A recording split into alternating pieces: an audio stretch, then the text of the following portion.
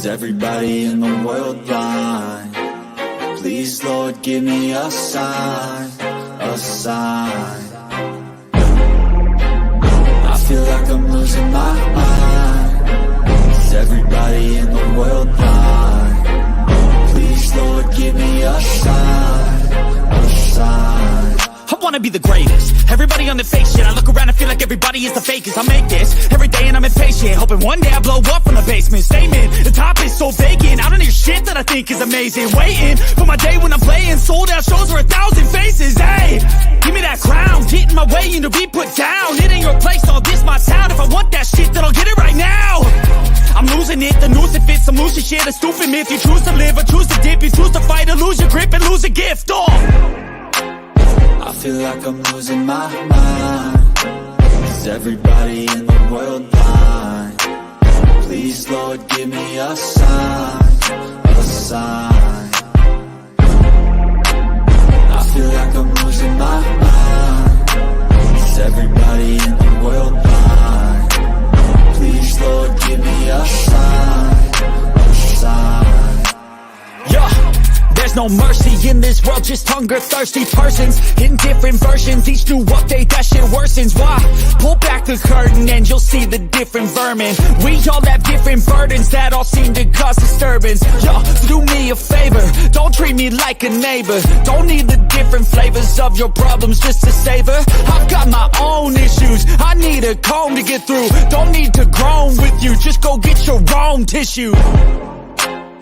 I feel like I'm losing my mind. Is everybody in the world blind? Please, Lord, give me a sign, a sign. I feel like I'm losing my mind.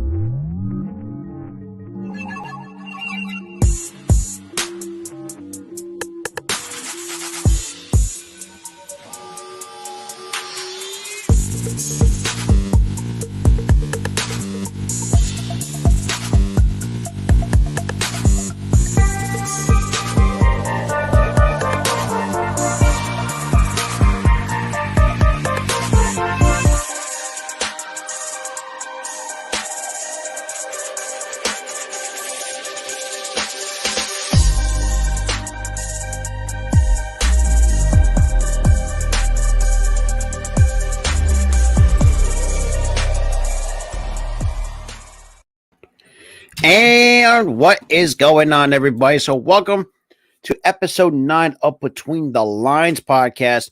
For those who are kind of new to the show, what we do is we talk all things MLB, kind of recap a lot of stuff, and just really talk baseball in general.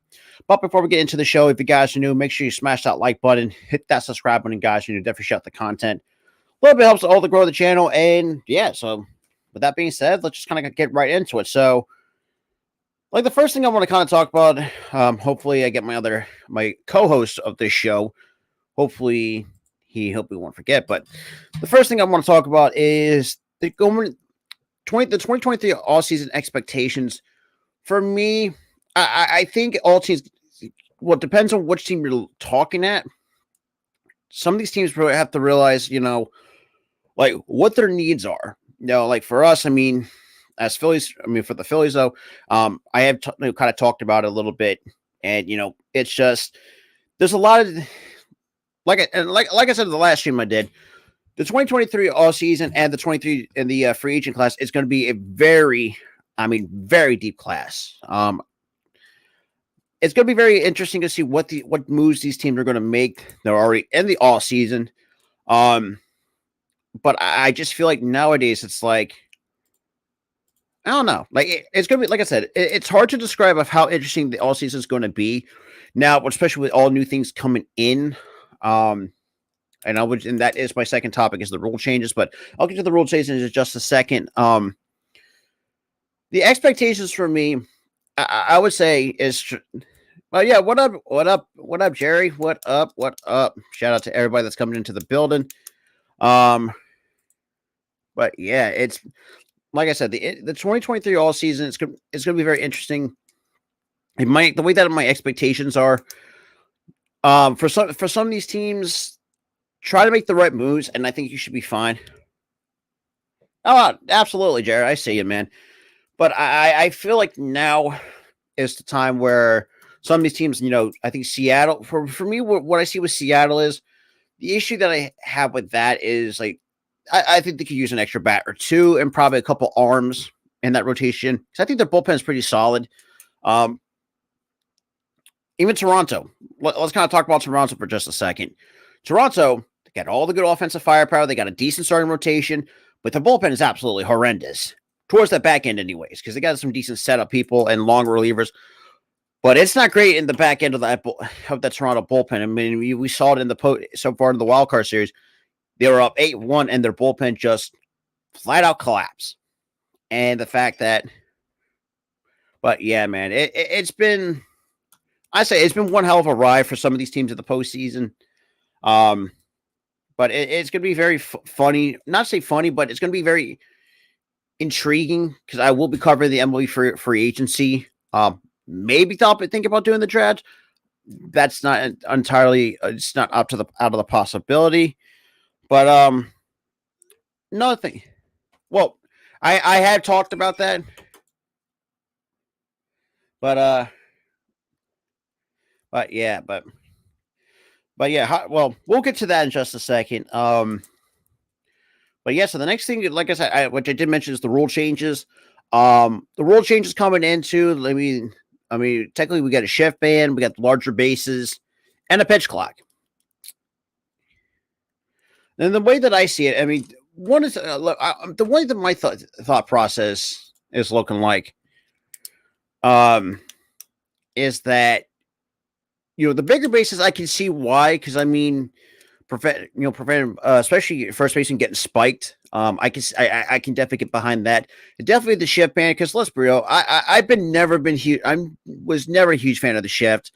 Because I mean, it was so stupid to the point where like if you take say two steps to your right, look so so be it. Like you'll play play straight up the middle. But the way how we're seeing these teams, kind of just really overdo it with the shift. Have like three infielders on the right side, left or right side, or there was a couple of instances where they actually had one team had four outfielders. It's getting like this. It's ridiculous. It's like I said, it's been very ridiculous so far, though. It's just, I hate it. I really do. Like the shit, like with the shift restrictions, though. Oh yeah, the robotic umpires. I mean, that's still kind of right.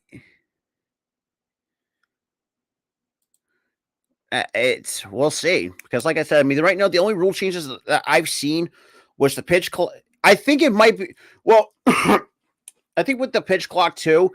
Well, if the pitcher doesn't get off in time for what I've understood the rule, that's an automatic ball. And batters have an opportunity to challenge, like to kind of like tap the top of their head to challenge balls and strikes, which is something I think that's that's very interesting to kind of take a look at going forward, because I mean, good Lord, I think that's gonna really. Oh yeah, absolutely. It's better than having guys like Angel Hernandez behind the plate. Good Lord, I mean that dude cannot hit or cannot. Oh yeah, what? I mean, too many is an understatement. But then again, it is hard to count of how many pitches that were missed. And but yeah, man, it's been 2023. This season though has been very interesting. It's been a very good season for a lot of teams. Laughable at others. We're looking at you, Angels. We are really looking at you because, good Lord. Because I mean, for me, I just feel like nowadays it's. Oh yeah, well, not just. I mean, I've seen worse, but yeah, not just us. I mean, I've seen other any other teams get screwed by bad calls, so it's not just us. But I mean, I feel like now with these rule changes in place, I mean, with the pitch clock though, because the pitch clock's gonna be interesting. It depends on who's feeling and who's doesn't. But I'm kind of neutral at the moment. We'll see. Well, I want to see what happens once that gets implemented. Implemented, I should say, to the game of baseball. I mean, the bigger bases, though. I mean, I could see why. I mean, at the time, I mean, I already never thought about it, but you really looked. I mean, thought about it. I mean, the bases now, with the way the bases are now, kind of. It would, yeah, absolutely, it would. And we saw in the minor leagues too, like how, especially Jason Dominguez, and the Yankees organization. Oh yeah, absolutely. But I think for me though, it's just I do think the thing. Okay, the way that I feel with the bigger bases though, I think it will prevent. Well, let's be real. Injuries, especially. I mean, I've seen players get spiked, especially going down the first base line. I can see why. I think somebody pitched the idea of having bigger bases, and plus, I mean, the thing about the stolen bases is kind of like a lost art nowadays. And let's be real. I mean, it does. Yeah, absolutely. I agree with that 100%. But but yes, I mean, so far the current rule changes is plus with the banning the shift anyways, and all that stuff. But that's kind of the rule changes though. But yeah, though. But before we go any further into the show, if you guys are new, welcome everybody. Also, I have a deal going on in my merch shop. Shout out to Spreadshirt for the just link down below, so you guys don't want to miss out on getting Philly Sports Talk podcast merch. Check out the link down below for I think it was like 20% off. I think you got some time to get. Oh yeah, but I mean, another thing too. It says that what I want to kind of discuss is, man, some of these are just. I mean, I know some of them are old news, but when it comes to like a lot of stuff, it does. I mean, especially if you're right. I mean, especially it's mostly for lefties, anyways, which I kind of hate at the same time. But I mean, it's kind of getting to the point where like when's enough. If that would make sense. But the next thing I want to kind of move on to is that the Oakland A's and the Tampa Bay Rays, there's some been discussions of how hard having automatic runners for these two franchises, because let's be real, the Oakland A's are absolute ass. The Tampa Bay Rays, they just have a hard time scoring runs. And the fact, and MLB kind of pitched the idea of having automatic runners for both the A's and the Tampa Bay Rays just to cut down on, I would say, longer games. If you can't score a run, that's some bullshit, though. But that's just me, though. But I mean, and that kind of ties in, especially with the Oakland A's, which I'll get to in just a second. The Tampa Bay Rays, we know that they're kind of like the money, super heavy analytical organization. So for some reason, it works for them. But unfortunately, this year just they just ran into a young, scrappy team of the Guardians. But if you really think about it, it's just, for me, the way that I see it is how, the Tampa Bay Rays decide. And this is where another point, too, is, especially with all these teams, like some teams had the philosophy to live or die by the long ball. It bit most teams in the ass. Definitely the Yankees for sure. The Yankees got heavily bitten in the ass with the long ball, because that's what I said. I mean, but because for me, I'm like the old school way. I hate. I mean, look, home runs are nice, but you have to realize too, you just cannot just be very reliant on the home run ball, because let's be real, it doesn't look great, in my honest opinion. And the fact that, and it's just, I don't know, man. It's hard to really feel this generation or this age of baseball nowadays. It's like, with the I feel like the analytics kind of ruined everything. That's the way that I see it. Like, the analytics pretty much ruined the game of baseball. I mean, yes, I get the pace of play. That's a whole different thing in its entirety that I really don't disagree on at times. because remember the baseball at times. I mean, good lord, at times it does get boring after a while. So where I will say, where that I can agree with that for sure. But looking at all of that though, but it's just But and going to the Oakland A's, I mean, for those who have seen a lot of times some of these baseball shows that I've done with my buddy Tyler, Key in the building, Coach Dante, we've always talked about just how bad the Oakland A's really are.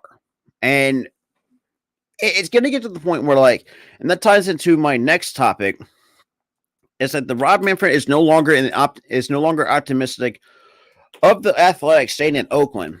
Now, my thing on that is because you have to realize Oakland. I can't say for sure. I've never been to Oakland, so I really can't say. But what I do know is that the fact that they draw low attendance to their ballpark, which, let's be real, nowadays nobody uses a dual use stadium anymore. That's the reason why you saw the Raiders left to go to Las Vegas. I mean, Oakland though, it's just, I mean, Oakland is not doing anything to help the A's. I mean, there's just poor attendance by the A's. And let's be real here. I mean, after having that kind of fire sale this previous all season, I do feel like it's ridiculous. I do feel like this is to the point where, like, at that point, if I'm just move the A's to Las Vegas at this point, because Oakland is not doing anything to help the team, despite the fact that they tried to pitch an idea to have a new ball to open up a new ballpark, but the city is not having it. But that's just me. But if I even had Jake on, I think Jake would kind of give a better in-depth analysis on the Oakland A's. But for me, anyways, the Oakland Athletics fans, they deserve a lot better than what this team is showing, especially throughout the entire year. I mean, you're already trading Frankie Montas, Matt Chapman, all those guys that were what most people would thought be their cornerstones, but now. But other than that, though, man, it's just been, I would say, Oakland. I think the Oakland A's it's been very rough for them, and I mean, that's the way that I see it. But looking at everything else, I mean, and I have even with going back to the free agency though. Like I said, I mean, and that kind of and there's some topics that I have regarding the free agency and some teams interesting in certain players, which I'll get to in just a second. Knowing that the Oakland, I mean, with the free agency, I think a lot of teams have to make the right moves. I mean, Phillies. I mean, I've talked about it earlier this afternoon at 3:00 for about 45 minutes, kind of understand where we're at as a team. Going into this offseason, at this point, I mean, I would feel like it's the offseason, but the way we're going into it, but and you got to have. We're not going to see teams spend a lot of money. That's definitely, I would say, definitely not Tampa Bay. I don't think Tampa Bay's not going to make any moves in the offseason. Knowing how they're very cheap with their money, and I don't know. I want to kind of get your guys' thoughts on the upcoming offseason. But other than that, though, man, it's been, like I said, it's been a very interesting season for a lot of teams. Teams that you actually surprisingly wouldn't expect to make the postseason. I mean, this is why sometimes baseball is a great game sometimes. It's very unpredictable. But knowing that the American League at times is sometimes very predictable, because that's where I would kind of just nitpick a little bit, because the American League at times is very predictable, because we knew who runs that entire division is the Houston Astros. Let's keep it a buck here. And the fact that we have seen teams like the Mariners finally break a 20-year playoff drought. Unfortunately, got swept by the Astros and then sweep, and then it's been. Because that kind of ties me into with the Mariners, I should say. Good Lord, they had to get better. I mean, if knowing that the front office too, and especially Scott Service too, probably like, and I will definitely nitpick Scott Service a little bit for making that mistake and putting Robbie Ray in, especially in the ninth. And it was a bad call. It was a bad call by Scott Service, that's for sure. But knowing that, I don't know, but shout out to everybody that's been coming in, though. I mean, appreciate everybody stopping by for another episode of Between the Lines. Hopefully, my buddies. But yeah, and for those who are just coming around for the very first time, and for those who are regulars, you know how it is over here, talking all things baseball. We're definitely gonna. But yeah, man. But it's going to be very interesting. But the next thing, especially so speaking of the free agent market, let's talk about the Dodgers. The Dodgers coming off 111 win season, which is most in franchise history. I think second or third behind the Seattle Mariners, who own the record, 116 wins. But the Dodgers, I've read some that the Dodgers. Talking about Carlos Correa, the Dodgers are interested in Carlos Correa.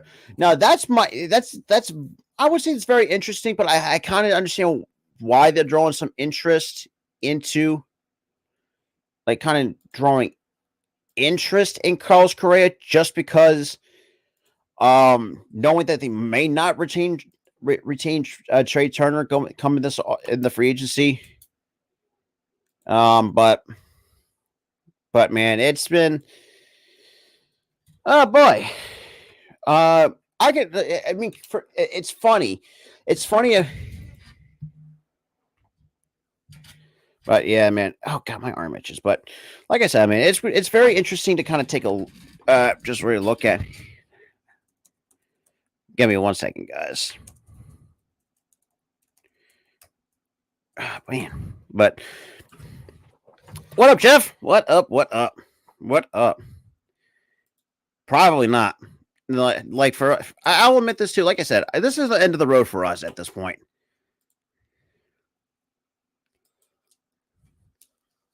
But yeah, man, like I said, I don't see this going 7 games unless the only way I can see it is we're jumping on Framber Valdez, which I don't think that's happening. We saw it in game 2.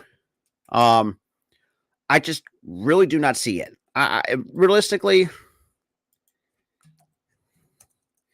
I just don't, because for me, the way that I see it is that we just don't have the fire. We have pieces to be good teams, but we don't have other supporting cast to really kind of help them. I mean, perfect example. Hoskins kind of failed when we really need him to show up the most, which regardless, we got Wheeler. It's Wheeler. Rewind that. Oh yeah, it was mind boggling, because like I said, I mean, it's Wheeler and Valdez, but like I said, if Wheeler's not on his game, we are in a lot of goddamn trouble. And I'm being brutally honest. Like I said, man, I even said this too many times too. Like, if we do wind up, say, losing the series, yes, it's very disappointing, but you have to. I look at it this way: the fact it's still a good season, regardless. And no one expected us to really be at this far so far in the postseason, because it's funny enough, because I actually had this Phillies team dropping to the Braves. Because let's be real, yeah, like I said, I don't see this game. I don't think this is going 7 games. I do not believe that. I even said it on record. I had Astros in 6. I had Astros in 6 all the way. And if it's going to be like that, then so be it.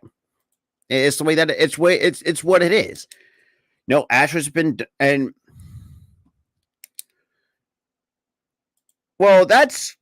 that depends on what Wheeler decides to. Well, if Wheeler's on his game, though, it all depends on Wheeler and the offense.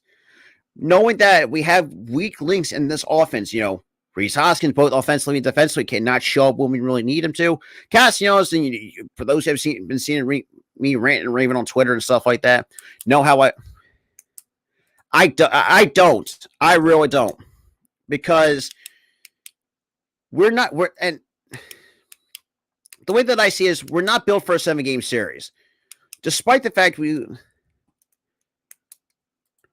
Castellanos and Ruben Guto, I know, can find a way to bounce back, because that's just, at this point, what do we have to lose? Because Castellanos has not shown up to play, despite the fact played decent defensive stops, but Hoskins hasn't done shit.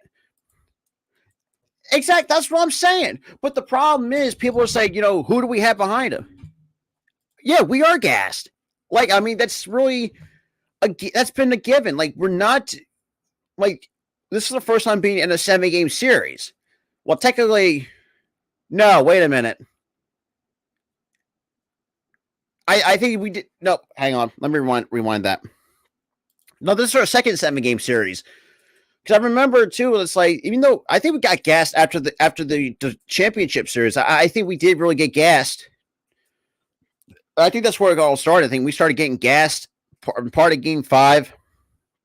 But I just feel like now, like I said, I even talked about it too, what the Phillies need to do in the off season. Because like I said, win or lose, I have put this on record. Win or lose is still a good season.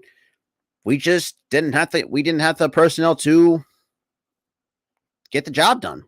Plain and simple. We're an 87-win team. We're not the last time we won over 100 games was since 2011, 2010, 2011. It's been a long time since we had an actual really good winning season. No. Well, for me, I think it's everybody. I think everybody's gassed. The only way I can see the starting pitchers are gassed. Noah, it shows like he's gassed. It just seems like Wheeler so far in just one World Series game that he started, looked like he might have a dead arm. Because we have guys on this roster that has not, like I said, not seen the World Series, but not used to playing extra baseball, so to speak. And I think that's why I think Nola. Yeah, look, just like I said, we don't have the personnel to. But like I said, man, I look, it's very disappointing, but I cannot be really mad at this team getting this far, against the Astros in the World Series. Let's be real. I really can't deny that, based on the fact that yes, we're just not used to it. Knowing that the Astros are deep in every facet of the game the last couple of years. We saw it's Valdez. Sometimes it's hard to beat for a guy that is Mr. Consistent for the last 25 starts. It's going to be because the dude is just Mr. Consistency. Knowing that the only way to beat him, just try to work him. Try to work counts. Try to get his pitch count, and just try to take advantage of missed opportunity pitches right in the zone. But I don't see that happening. If you looked at Game 2, he just carved us up. That's, and it's just the way, it's what it is. It's the way that I see it, and I think that's what's going to happen again. But knowing that, but like I said, the World Series, we knew that the Astros were going to be.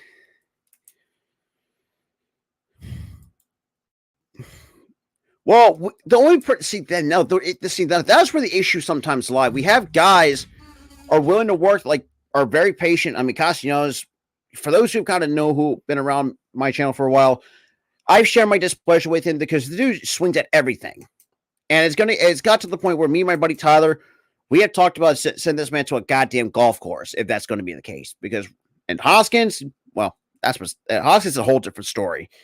Because Hoskins really, he only had that one good year. Like I said, Hoskins at times is a 1 year wonder. I'm putting it the way that it is, but I just feel like we can't, because and I didn't even mention this too on my last stream that I did, that our first baseman our first base position has not been the best since after Howard left. Knowing that, granted, Howard has not been the best in his later years with us after he left. And not to mention, we went through so many different first basemen. Since then, we just really haven't had found that one guy to really lock down first base because we thought we went through guys like Tommy Joseph. We had Rhys Hoskins. I mean, good Lord. It's been a very long time because after Howard left, it was hard to replace a guy like Ryan Howard at the first base position. And at times, yeah, I mean, with some of our World Series team was gone, it was hard to replace them. You know, I mean, that's the way how everything it has been the last since over the last decade or so. I wouldn't because I do like the coaching staff that we have. I think it's more of the players than it is coaching. You know, I mean, Harper could do so much with a guy like Hoskins ain't willing to fucking step up. You know, Castellanos, for the love of God, I even said this too. It's just a waste of money at this point. You know, I mean, Kyle Schwarber, if you throw out the batting average, has actually had a really nice season, despite the fact, yes, he had over a lot of strikeouts, but I think that can be really fixed on. But I do feel like now is the perfect opportunity to try improve in some spots. Because like I said, I mean, and I even wrote this down too. I even have it on my notes. Because I mean, if we don't wind up having the way that I see it, this is the way that I see this. I'm kind of going off what I said on my last stream. With the free agency coming up, and it's funny because I clap back at people because, you know, they want to shit on Stott because, you know, he struggled as a rookie. I mean, what rookie has growing pains? Well, you guys got to think too. The kid's a rookie, you know, playing his first postseason. Because let's be real, everybody else is playing their first postseason. Of how we saw Segura finally breaking over 1,000 games, not seeing the postseason.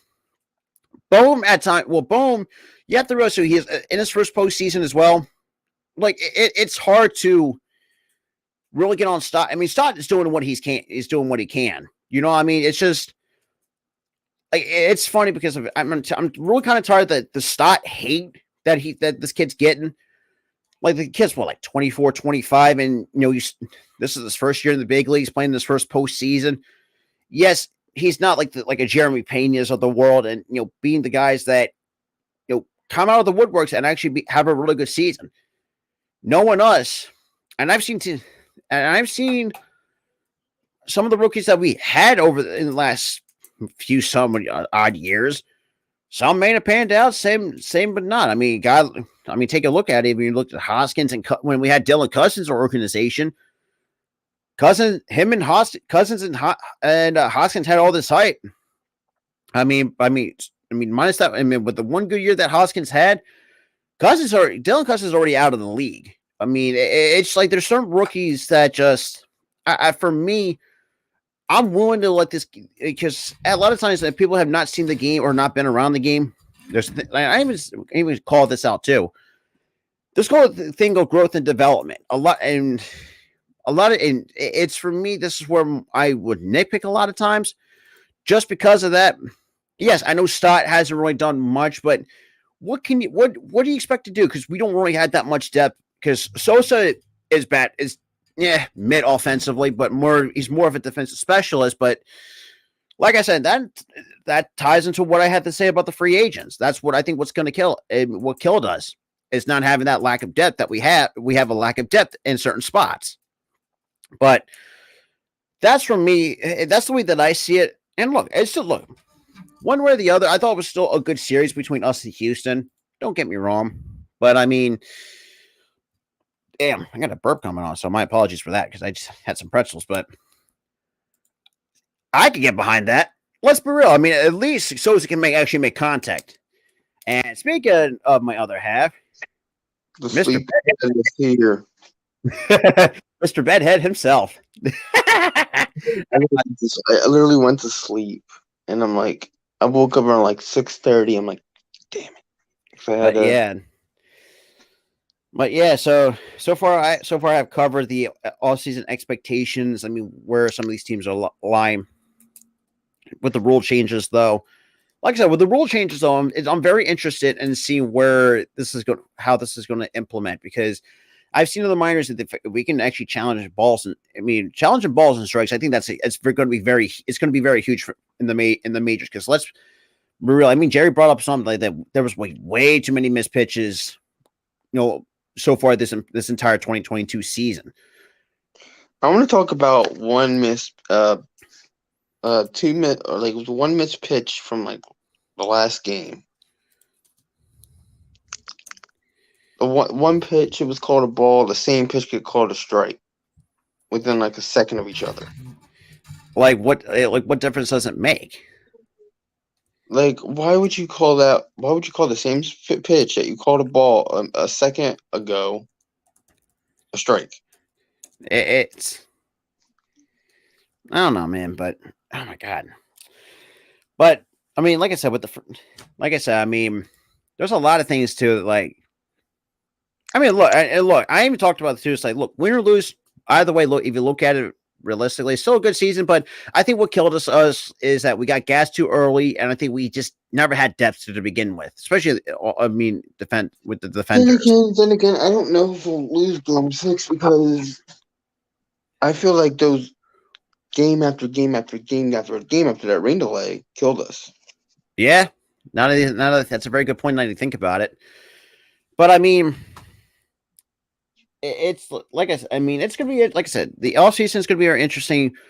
Because I have talked about it. I do actually on my notes. I did actually write down a wish list. You could say a free agent wish list. Of what we could use. I mean, kind of did it by positions like the shortstop. Because for me, if let's say we do let Segura walk, because Segura I think will be like 33 or 34 going into 2023. I mean, you got stock either that's 20, it's about 24, 25. You can move him to second, which I even talked about. I think Stott's more prototypically built as a second baseman, because the only guys that I had written down for the shortstop position is either Xander Bogaerts or Trey Turner. But for me, as I'm thinking to myself, like, Turner, I know you're going to get on the expensive side, but yet he's a little bit younger than Xander Bogaerts. But Bogaerts had a really good year, so shockingly for I feel like Bogaerts has more experience when it comes to being in the World Series. Trey Turner had that one World Series, but it was kind of that whole series was really fluky. So I really don't trust that. I'd rather have Bogaerts than Trey Turner. Bogaerts is 30, though, man. He had a really good year. Here's the thing. I don't care about the age. I care about the experience. I think overall, because that's what I'm saying, because I looked at the annual market value. It's like, if you can get Bogaerts on a very team-friendly multi-year deal, I'm okay with that. And you can move Stott to second, because you really think about it. Oh, God. But, I mean, like, outfield, though, which I don't know if I really talked about, but I'm going to try to talk about more. We have a guy from the Oryx Buffaloes in the MPB, Matasaka Yoshida, saying he wants to get posted and come to Philly. I'm thinking to myself, like, who in the right mind? I've never seen I guess, I mean, has there been a Japanese Philly player? I mean, the only one that I remember that we had was Taguchi back in 2008. A lot of people don't remember it. We had So Taguchi. So yeah, it's been a hot minute. Yeah. But we just really never had good experience. But from what I've understood, they said he's like a Bryce, like the Japanese version of Bryce Harper, really good left-handed bat, good fielder. I mean, got some good pop, and basically he's built as like Bryce Harper a little bit. I was like, God damn.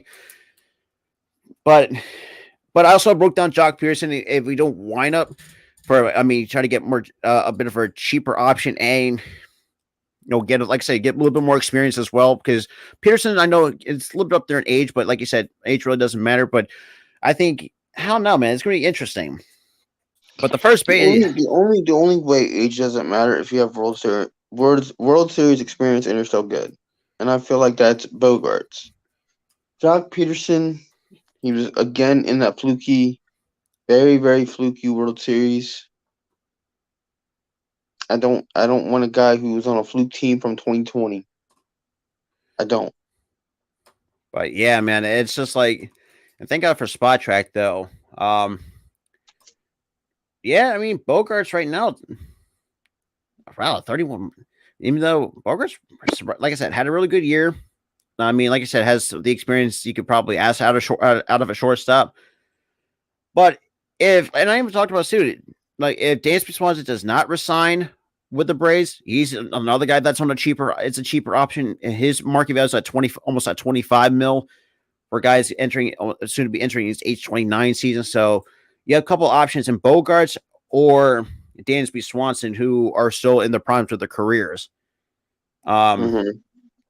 But I mean, right now, yeah, but Trey Turner right now is the expensive out of the bunch at 33.6 mil. Honestly, you were already over the salary or not the luxury tax. I'd probably just get Bogarts. Yeah, Bogarts, you get more for cheaper option. He also only had a, but then again, we did say he is definitely opting out of his contract. So I mean, that's going to be. I mean, shit. I mean, we saw that. Of course, he's going to opt out of his contract. Boston's trash. But yeah, I mean, like for the first base, I know you may agree to disagree with this. I had Jose Abreu kind of written down. Honestly, I'm not going to disagree with that because Jose Abreu is a really good player. And surprisingly, at 35, still really can get it. And honestly, I don't care about age. Either call up Derek Hall if age is a factor to you and you want a young guy at first base, or get Jose Abreu because Hoskins ain't cutting it. Everybody can agree. Everybody can agree at this point. Hoskins is a liability. He needs to go. Oh, absolutely. Like Jose Abreu, when I'm looking at his market value, under 10 million for his market value for a guy. Like, I mean, sign me up for that. Or if you want to really, if the Phillies want to continue to spend some big money, how about Anthony Rizzo? And he's 33 and still another guy that can give you Gold Glove and Platinum D. No, I mean, because it's really looking like his career's on the downturn. But I mean, the first base class. He's not the same. He's not the same guy he was in Chicago. It's like I said, the Jose Abreu right now is probably the best out of this first base class.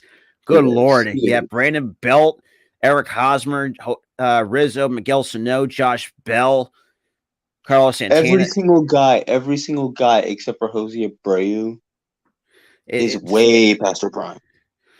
I mean, yes. So far. Yes, Abreu's past his prime, kind of, because he is 34. 35, but he still hit for over 300 this regular season in this past season. The guy may be past his prime, but he's playing like he's still in his prime. Like, it's like the same as Harper. Harper's getting to where he's past his prime, but he still plays like he's 25. Or better yet, 19. So yeah, I mean, we all know how that. I mean, still. I mean, looking at Jose, I'm actually going to pull up Abreu because I think that if I can actually spell, that's what I hit. So Abreu, who came up in 2014 with the, let's be real, get Abreu out of the White Sox. That team is just not going to be going anywhere anytime soon. Any good player still stuck on that team, get rid of. I mean, shit. I mean, you already messed it up with those bad trades in the offseason that killed the team. You guys were so close last year. So close at making a run. And if you had just a few more pieces, you would have been there. I mean, far. You saw it getting guys like Vince Velasquez and a few role and just who else? It's just Velasquez. And remember, too, they lost their top reliever, Crochet, to an arm injury. They had everybody. You give Velasquez to try to fill out your rotation, which was a mistake. Then all the guys that you had started getting hurt. Like it's just been a travesty for him. It's been terrible. Like for Jose Abreu in 2022, played 157 games. The power number was a little bit down, but I'm not too concerned. Hit 304, a 304 batting average, 378 on base, 446 slugging, and has a WAR of almost 4. And for a The lot of guy people, is putting up numbers that At- is close to MVP quality, at and you're 35, ruining him at 35, and you're ruining him in Chicago, with the like, armpit of Chicago, the White Sox. Yes, but yeah, no, the this shot. is The Chicago White Sox are the armpit of Chicago. eh, The I mean, Cubs I are know, the real. Honestly, the Cubs are the real team of Chicago. I know they're bad, but they're going but the they're right the real team of direction. Chicago. Y'all are the armpit. You've been the armpit since 2006? Something like, I mean, 2005. Well, 2005, they I won think the after World Series. 2005, that's where they started After becoming. 2005, they started becoming the armpit of Chicago. Now this is where the issue lies at times. I'm looking at his K rate. Oh, good lord, That's 19. high. Never Woo! mind. Never mind. I don't 60.2%. want another guy who swings at bad The only pitches. time he actually had a really good walk rate was 2021. But You then know- again, do you hold on? Do you know who else went off last year, What's stats that? wise, and then came here with a high strikeout rate because he swung at everything? Nick Castellanos. oh well, we'll get some in. We're already dealing with that guy. I don't want to deal with a guy who What a strikes waste out of like waste half of his. money. Oh my god! Let me just swing at pitches that are in the dirt all the time. Oof.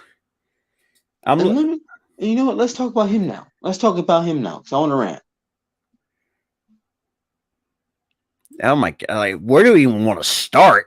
That's the The guy's question. terrible. The guy is terrible, and we're stuck with him for 4 years. So 3 years left on his contract.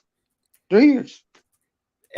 You know what's bad enough? Like you have, I mean, and look, we know we had bitch that complained about Schwarber striking out, but at least he figured it out. He cleaned it up from the All-Star break to now. He's cleaned it up. Yes, there was like a few times what up, in the AK? postseason. There's a few times in the postseason where he did go on a skid, but then he cleaned it up. This series, he was on a skid. He cleaned it up. And not to mention too, and took the home win. Who would have thought 46 home run his first year as a Philly though? But I mean, The thing is, but here's the thing. Everyone thought that he would put up those numbers. Everyone. And then he was struggling. He was like, he's probably not going to put up 30. Still puts up 40. almost had 50 by the Almost has 50. Heck, if he didn't strike out as much as he did in the first half of the season, I think him and Judge. I think he had more of a could have more. Him and Judge would have been in the 60s. Mhm. Him and Judge, same time, in the 60s. It'd be But- a race for who's going to break that record first.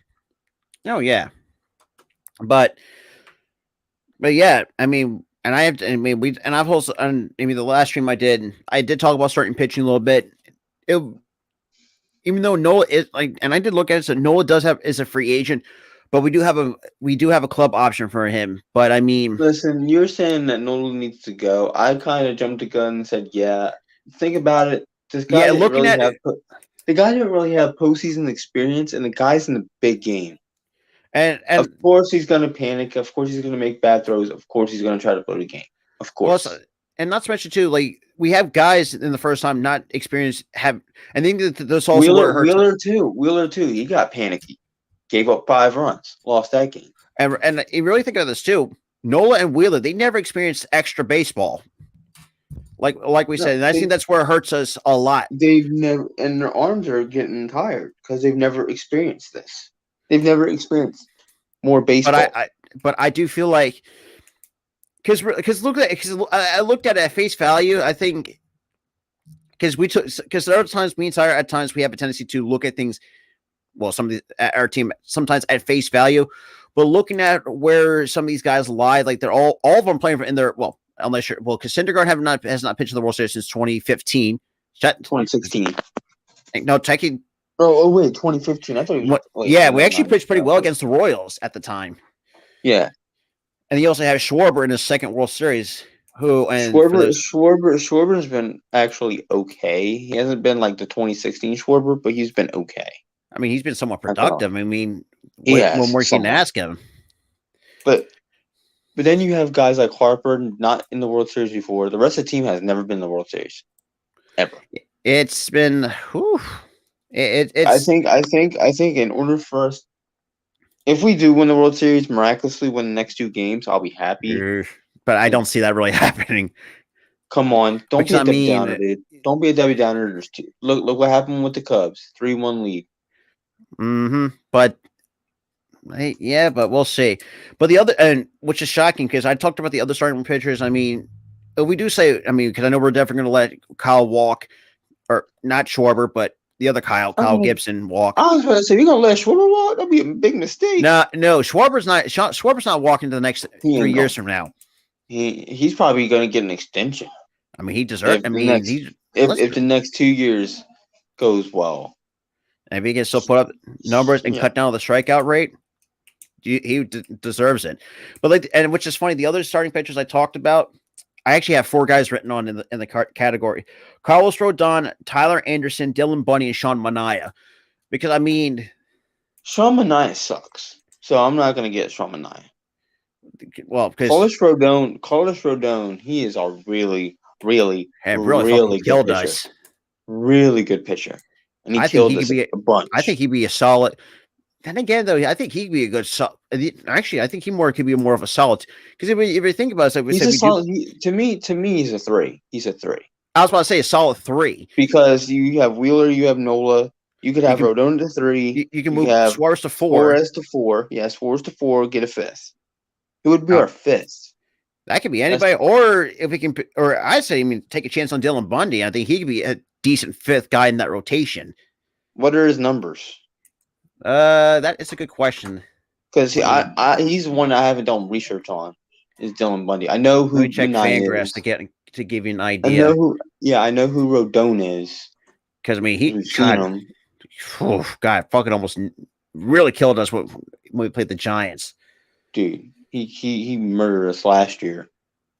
But then again, Giants. I mean, we told Giants fans like you got on your high horse in 2021. Here's the thing. I agree. You want to know why? Because Gabe Kapler inherited a really good stat team. And that's why he won 101 games. It wasn't because of his coaching. Y'all were like, ha, ha, ha, we made Gabe Kapler better. No, y'all didn't. No, because you still had guys like Brandon Crawford, Brandon Belt, who hasn't really had a chance to stay healthy. Brandon Crawford was still really good. Brandon Belt was still really good. Yeah, he got hurt. But he was actually healthy for the most part in 2021, which helped him a lot. And then you had good young promising prospects. Now these good young promising prospects are somehow worse than last year. But for Dylan Bundy, though, I mean, so far, I mean, somewhat okay. You would expect to add it for a guy in the 5th. Oh, before we go any further, shout out to our buddy Earl Cole, and for later tonight, 8:00. So you guys know what up. But so for Dylan Bundy, who I think could be somewhat decent, started 29 games, has thrown over 140 innings pitched, has a K rate of 16% to a 4.7 walk rate. So he's striking out more than he's walking people. Yep. And he has a 34% ground ball rate, even though the ERA is a little bit high, but he still had it's still a what's his ERA? At 4.89. But remember, he pitched for a bad Minnesota Minnesota Twins team. God damn, I have a fucking I had a dyslexic moment there. God damn. You had the most major dyslexic. I had a break. But I mean, if you Yes, Rob. It's the Minnesota's team's twin. God, shut up. But I'm looking at it. I mean, looking at it so far, since he's been in the league since 2012, he hasn't had a year. He's been a solid between 3 and 4 career wise. See, he hasn't really eclipsed 5, which I like. He's kind of been like that. He's kind of like on the verge, but he's like a 4.8 type guy. He's kind of like a solid. But the thing is, he's another one of those guys that you would have for 4 innings and then take him out. I mean, the only time he's ever eclipsed 5 was in 2018 at 5.45. But ever since like 2016 at 4.02, 2017 at 4.24, 2019, 479, skip 2020. But to me, that scares me though, because look at Syndergaard. Yeah, that is true. Guard had like a 4.9 something, and then we only use him for bullpen games. I don't want a bullpen game. And I want a quality starter. I want a quality starter at the 5. I don't want to have 1, 2, 3, 4. Oh, bullpen game. And then again, Ranger Suarez, we can actually deal him too, because he's also another bullpen game, because he can't go 4 or 5. That is true. Sometimes he can go 6, 7 if you're lucky, but on a good day, good day, like that one, I think it was World Series. It was a World Series Game 3. I think it was where I think like when he got at the first inning, not even 6 pitches. I think it was. And then in the NLCS, he was lights out. He went like 6 or 7. Yeah, I mean, he was this just guy pitching. is cautiously inconsistent. One day you could pitch him and he's fine. You don't need to use the bullpen in like the 4th. It's like a box of chocolates. You don't know exactly what you're going to get out of Suarez. It's basically that. It's basically that. I mean, right now, pretty much the 2 faces of the starting pitching class, it is fucking deep. You got DeGrom. It's shocking that DeGrom's almost 35. That is shocking to me. Here's the thing. I would get DeGrom if he would stay healthy. But that's the big question mark. You want to know what his market value for DeGrom's market value is? Almost 42 million. And he's also expensive. I mean, so why is he still expensive? You ask. When he's healthy, he's a fucking freak of nature. When he's healthy, he's a freak of nature. He can lead a team. But the problem is, like we said, the problem is if he was healthy, he'd be even more expensive. But he's expensive enough because he's already good. He just can't stay on the field. And not to mention this too, and I also saw that Chris Bassitt is testing out the free agent waters, so that he might look like. I would try to get Chris Bassitt. I would try. He's not a bad pitcher in himself. I mean, for the guy for this 30, where the hell? God, there's a lot of fucking starting pitchers that are going to be. See, that's why I like that. If we don't win the World Series this year, we know where we somehow blow Game 6 or Game 7. If we win this next game and force Game 7, we have a lot to work with.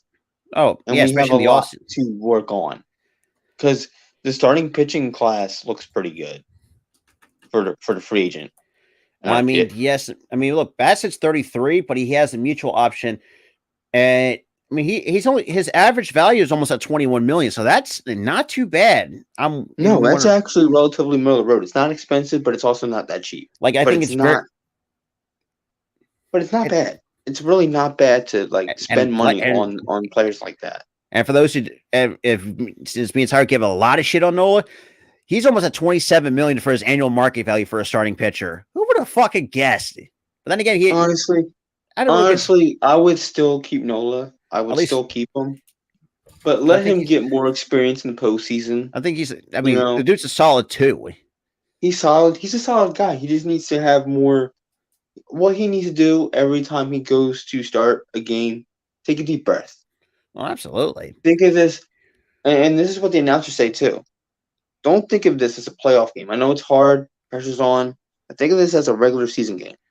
That should be everybody's mindset. And that's what. And you know who said that of all people? And we hate this guy, but he was right when he said this. It was Smoltz who said it. Don't think of this as a postseason game. And Smoltz has been there. He's been there. He's been with probably one of the greatest Braves teams. He's been on the '95 team that won the championship. I mean, he still had Tom Glavine, Greg Maddux. He still got Fred McGriff. How the fuck do I still remember that? And that's the thing. He thought of it as a regular season game, and that's what helped him out. Because earlier on, he was getting panicky. He was getting nervous. And they were telling him, think of this as a regular season game. Don't think of this as a postseason game. Because you're You're going to screw yourself. You're going to screw yourself over. And you're going to think of it like, oh no, I'm in the World Series. Oh no, I'm pitching in it. Oh no, what I'm going to do. Oh my God, they're fouling me off. I need to pitch outside the zone. Like, that's the same thing with Wheeler. Oh no, oh no, I can't pitch outside the zone. They're gonna, not chase it. Let me throw inside the zone through the middle. Oh, You can't. absolutely. You got it. The thing is, I can forgive Wheeler and Nola for their woes. 'Cause, I mean, look, And that's the first. you can forgive them because they've never been there, and they were nervous. They were panicky. Absolutely, but And I give them a pass. And I don't know if any other Philly fan does, but and I know you do, but yeah, and I can feel. I especially feel for Wheeler. Wheeler had to should. If you look back in like when he was with the Mets, had an opportunity to pitch in the postseason, but said no. But the Mets had other ideas and kept that man off the postseason roster. But we finally gave this man a chance to actually experience the postseason and the World Series. It was because before he came to Philly, he was garbage. Oh, and We then fixed him. That was the thing. When he was with New York, when he was with other teams before us, he was garbage. For some reason, our pitching coach fixed him. Well, not just that too. You also think too. He was also coming off Tommy John, and because he also had Tommy John earlier in his career, which kind of really. And that's what killed him early on in his career was that he had the Tommy John. He wasn't productive because his elbow. And then that was the question mark going into when we signed him. How is his elbow going to work? This man's putting up 2-point-something ERA like the last 3 years. It's just a workhorse. The guy's filthy. The guy's filthy when he's on, and he's on more often than he's not. Yeah, which is rare. You would ever see that out of Wheeler. But some other names that I know we don't really need. I mean, we could definitely retool the bullpen in just a little bit in some spots. But there were some names that I actually had written down.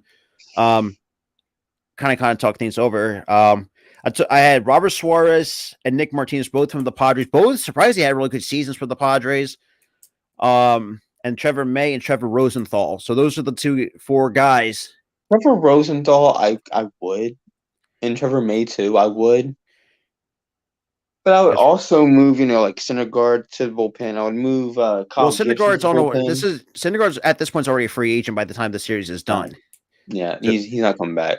So we'll be down. Well, but then I would move Kyle Gibson to the bullpen.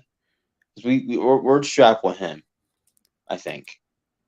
Well, no, Gibson's also a free agent as well, so we're going to be losing him. And he's walking. So yes, we'll have to give a few of those bullpen guys because the bullpen's good, but I think it can be a lot better. It could be a bit better. We have potential. It could be a bit. Well, better. Bellotti, I think Bellotti for me, I think we can let that man walk. Bellotti, I don't think we could let him walk. He's good. He's good. He's just inconsistent at times, but he's pretty good. I would keep him. But if we can give a multi, because Trevor May, for those who don't remember, that he used to be in the Phillies organization years ago, and we gave him up for I don't know exactly what the hell happened. But we gave up. Here's the thing: more than half the league we had. Christian. Oh no, wait. Who do we have that's like a really good superstar right now? Oh, that's a very good question. We had so many players that were superstars. Oh yeah, the guy from Boston that we beat in the postseason this year. He was in our prospect like years ago. Yeah, I mean we've gone through so many players over the years, but I mean, because like Nick Martinez for me is a very solid guy. You know what? Do you know who else that we had, not in the pitching but in our organization, that is painful? It was so painful that he actually made the playoffs this year with another team, and he was really good. I exactly who you're talking about. Seattle Mariners. J.P. Crawford? J.P. freaking Crawford. Really good for the Mariners. Really good for the Mariners. Absolute travesty for us. Dude couldn't just fucking hit, and that's the problem. But he could hit. He could somehow hit in the West Coast. Apparently Seattle, I think it's just like there's certain coaches that know how to fix players. I think Seattle has that. I mean, look. The thing. That's the thing. I can't really blame J.P. Crawford for that either, even though it kind of sounded condescending and it kind of did. Look what happened with Brandon Marsh. Oh, right? Yeah. Sucked for LA. Completely bad. This man hit 300 regular season for us, 300 in the World Series. That's probably went down to like 290 something now after last night, but still really good in the World Series. Really good in the whole playoffs. Really came up with some clutch hits left and right and center. This so yeah, I think Seattle fixed him. Fixed J.P. Crawford. Just fixed him. He's good. They should not let that guy walk. I know we don't need a closer, but I wrote this down because I know this sounds like a goddamn long shot. Edwin Diaz is also a free agent too, and he's torn. No, that's the wrong guy. Yeah, you're right. That was Edwin Diaz. Oh yeah, the trumpet guy. Yep.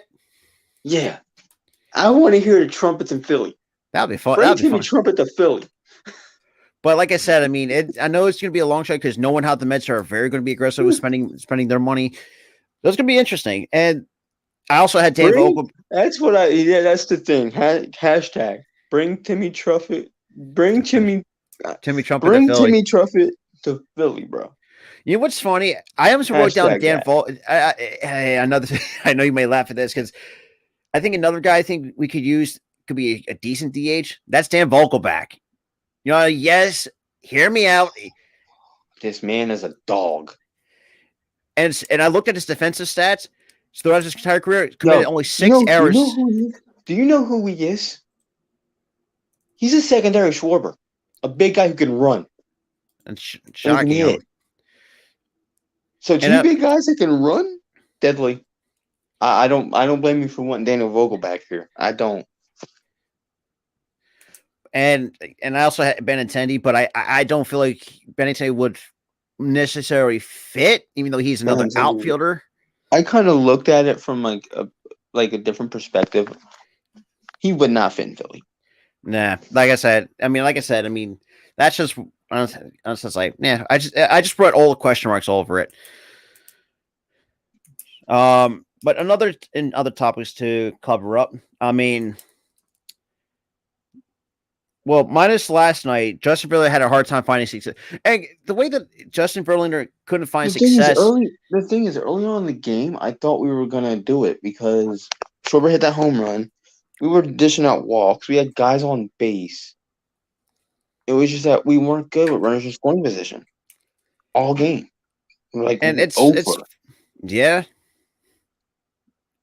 And this is the way that I see it. I mean, you got a let's be real. At this point, you have to admit that Justin Verlander, I think, the fact that we went from Detroit, had some pretty good teams. Yeah, but honestly, I'm not putting this guy into the Hall until he proves that he can. Until he proves that he can be a viable piece to a World Series team. Because every single time he's on a World Series team, he's always stinking it up in the World Series. I think it was like 1-6, 1-7. 1-6. He was 0-6 coming into this game because we gave him his 6th loss in game 1, and then he won because our bats went quiet. That's a shame, though, for a guy that has a Hall of Fame career and you still can't find success in the World Series. You would think the nerves of the World Series would be gone by now. You've been in the World Series 7 times. And you thought, apparently, I guess history has not done kind to Justin Verlander. We know that, like I said, we did talk about the free agency. Because, like I said, the 2023 guys in certain positions are deep. First base, not so much because, who knows? Honestly, with first base, that's an easy fix for us. Just call up Derek Hall, trade Hoskins for a pick or something.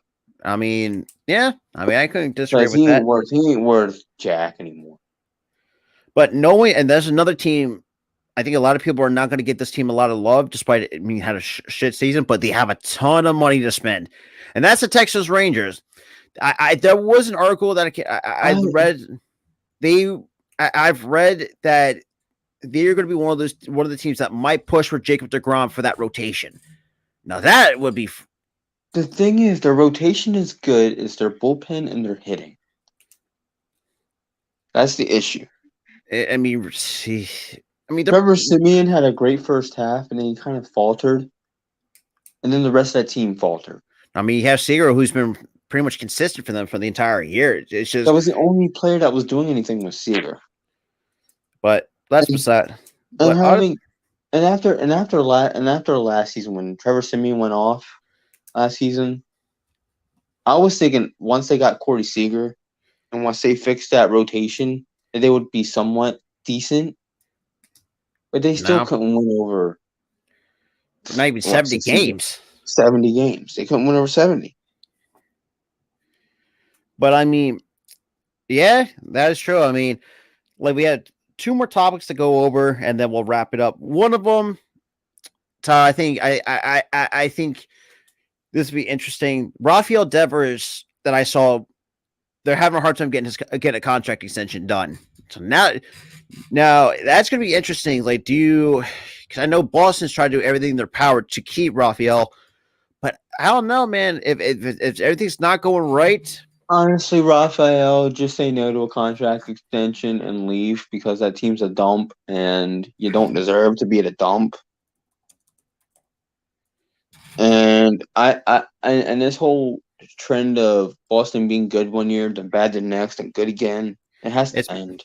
You gotta blow it up. You have to blow it up eventually, rebuild, and get some good prospects in, and then compete within 4 or 5 years. Not within the year, just 4 or 5 years. Oh, absolutely.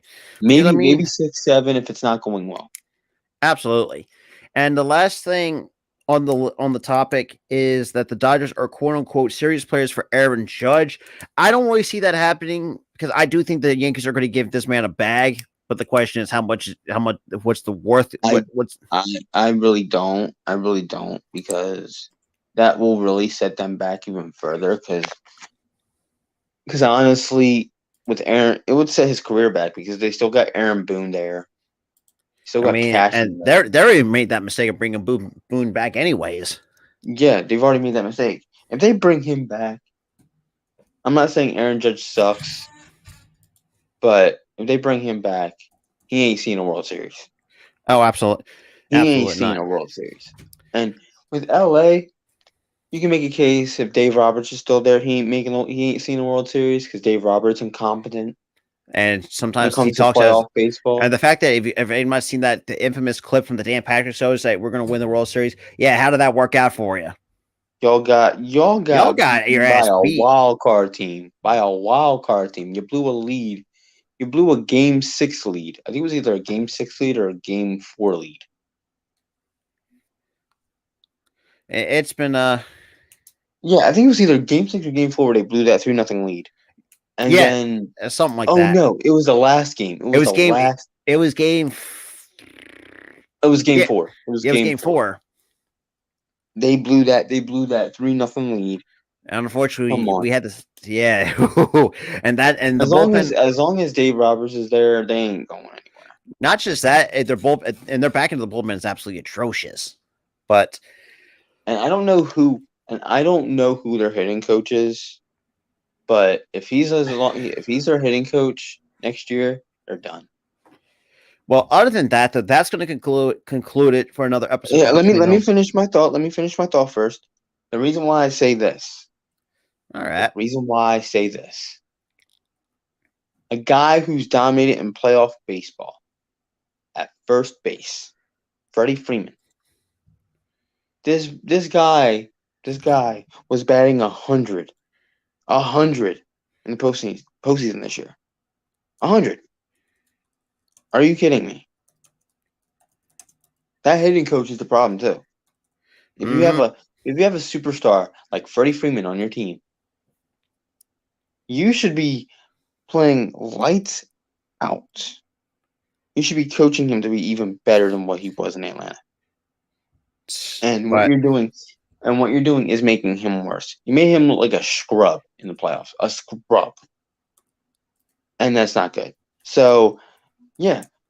Freddie Freeman, and I don't fault him for the blunder. I fault the hitting coach. The hitting coach was terrible.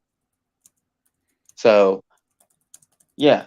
now we can end the show on that. I had to get that off my chest. Yeah, I mean, I don't blame you. And I know Dodgers fans, I mean, I know most are just, they want Roberts out of that building. Because, I mean, I think he's overstayed his welcome for far too long. But there's multiple factors, though. It's not just Dave Roberts. It's the hitting. Oh, yeah. Like I said, but like you said, I mean, it's been, like I said, the all season, like I said, it's going to be very interesting. We'll be covering the all season for the free agency, which it's going to be it's going to be very crazy. So, I mean, we'll see what happens the all season. But that's going to do it for episode 9 of Between the Lines. Hope to God, Philly fans, that we force a Game 7. Well, hope we'll to see. God we do. Hope to God we do. Because if this game is it, thank you, Phillies, for one hell of a season. What a ride, though, man. What a ride. I'm happy that this team actually did make it to the World Series. I have nothing to hang my hat on if they do lose the series because, yes, the Astros are a superior team than we are. We're just a wild card team that made it. And no one thought it was going to happen, but it did.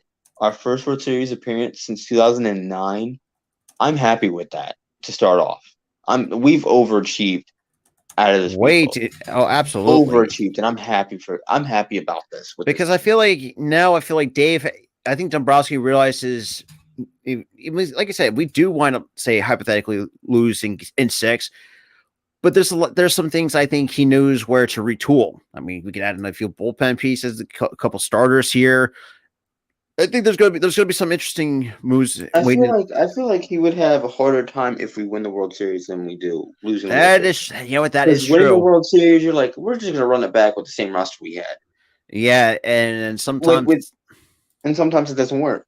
And then you have, if you lose like a Game 6 or a Game 7, you're like, okay, there are some flaws that I see in this team. Let me fix those. Let me plug those holes in, and then we can run it back.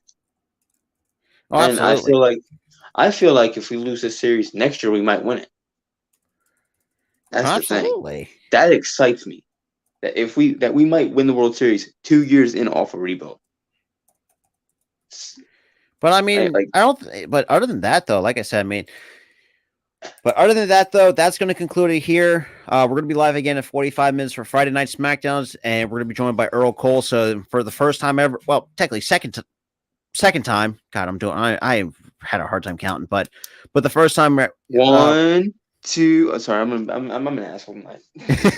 I put up with shit so many times, but like I said, come 11 join years of this, buddy. 11 years. You won't put up with a lot more. It's gonna be funny. But other than that, like I said, though, appreciate everybody that's tuning in. And appreciate who has came in when I had to hold down the fort. Then with Mr. Bedhead over here, dude, I was so. I got up earlier than I expected to, because I got up had a dead sleep at like 7 o'clock this morning because I used the bathroom and then I went back to bed. I got up at 11 o'clock this morning, which is something I'm not used to. Oh yeah, I fell asleep. I think around like 3 o'clock. I woke up at like 6:30. I'm like, show. I'm like, I'm sorry. It's okay.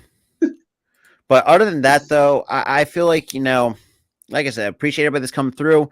We're gonna be live again in 45 minutes live on the Hardcore Sports Network and this channel with Earl Cole for a Friday Night SmackDown watch party. It's gonna be interesting as well. But with that being said, this is Robert and Tyler from the Philly Sports Talk Podcast. We'll see you guys for Friday Night SmackDown. Peace.